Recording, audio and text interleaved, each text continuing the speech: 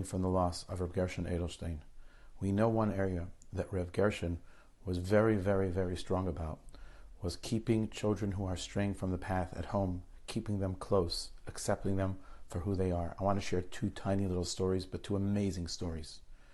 Number one, a fellow came to Reb Gershon to talk to him about a struggle that he was having with his daughter, who had walked away from the path of Shmiras HaTorah v'HaMitzvahs. She wasn't keeping. And he said, I can't have that daughter in my house. She's going to negatively impact the rest of the children, but I don't want to totally kick her out. So I rented a small apartment, a building or two away, that she could live there. She can come to the house whenever she wants, but she can't stay in my house. And Gershon said, but the rest of the kids are okay? The guy says, yeah, the rest of the kids are okay. It's just one. Gershon says, excellent idea. Take all the rest of your kids and put them into that rented apartment and keep your daughter in your home. That's a gadol's perspective. A second story. It was a young boy, when he was 9 or 10 years old, he already started smoking. And one day, his father caught him smoking. The father was so angry that he has a 10-year-old kid that's smoking that he kicked him out of the house and he says, don't ever bother coming back. The poor boy left the house in tears and he wandered around downstairs and he met a friend of his and he was crying and the friend said, what's wrong? He couldn't tell me, just I can't go back to my house and I need the bathroom. So he told him, not far away, there's a shul, go to the bathroom in the shul. The boy went to the bathroom in the shul and then he had nowhere to go. He sat down and he learned Mishnayos and he was sitting there crying while he was learning Mishnayos. An elderly gentleman walks by and sees a young boy crying. He puts his arm around him and he says, what's wrong?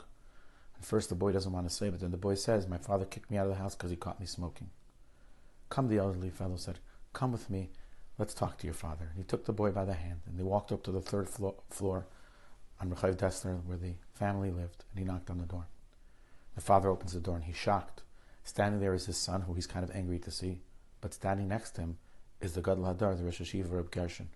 Reb Gershon says, what happened? I met your son sitting in shul learning and crying. What happened? And the father gets very angry. He goes, I caught him with cigarettes. He can't come back into this house. Reb Gershon said to him, I want you to know something. I found him in shul sitting and learning. He's not a bad child. He's a good child. The father says, but what about the cigarettes? He says, the fact that a 10-year-old child smokes doesn't show anything wrong with the child. It shows something wrong with the father. Try to understand that, and maybe you'll bring your child back home, which eventually he did. That was Reb Gershon. There was no neshama, there was no child in Klal Yisrael that was left behind. It was the kirva, it was the love that a parent has to give to a child, regardless of who they are, which clearly is manifest in the incredible Allah that HaKadosh Baruch Hu had for the Gadol Reb Gershon, like Pasuk Puam Megirsa. He never stopped learning, but he never stopped living the learning that he had. Tehei nishmas Yitzurah b'tzarach hayim.